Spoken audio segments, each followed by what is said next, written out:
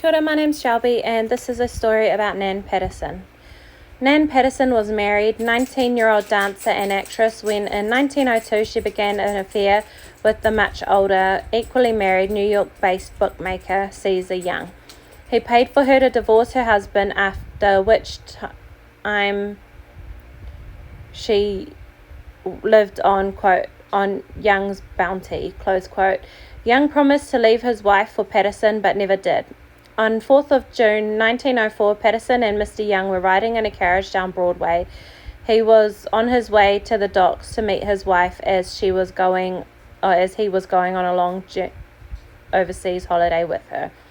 At some point in that journey, Young was shot dead with a gun that belonged to Patterson. Police arrested Patterson and she was charged with the murder of Young. Her first trial ended in a hung jury and she was tried again in the spring of 1905. The state alleged that Patterson killed Young because she was furious he would not leave his wife, or that he had resisted her attempts at blackmail. The defense argued that the evidence showed that the bookmaker had committed suicide.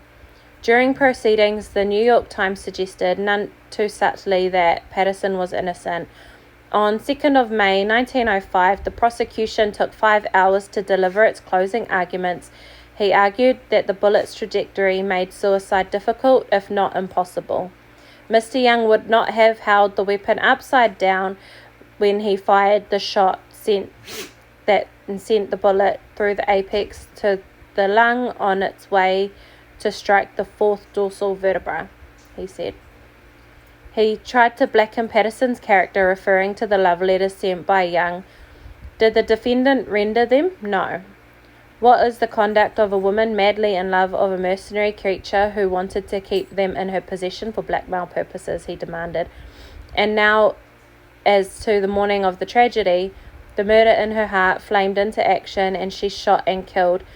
A little crack, a puff of smoke, and a dead man lay prostrate on this woman's lap. False to her husband, false to her lover, and false to the death of the defendant, would have you believe by her story told at the previous trial that Young shot himself rather than be separated from her.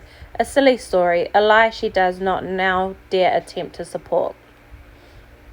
When the jury left for lunch, they were jostled by the crowd that packed the streets.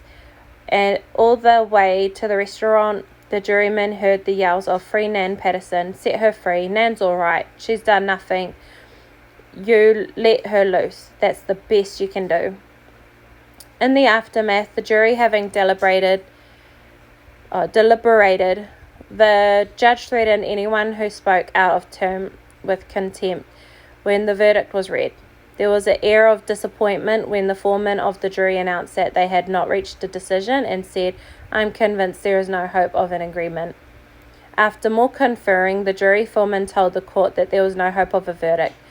They were voting 8-4 for manslaughter in the first degree.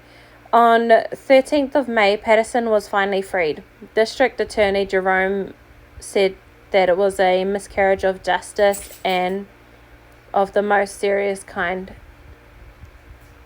to the attitude of the press of the city toward the accused woman. As soon as she was given her liberty, Patterson and her sister went shopping on 6th Avenue and posed for photographers. After the collapse of the second trial, Patterson received numerous cards and letters, mostly from well-wishers.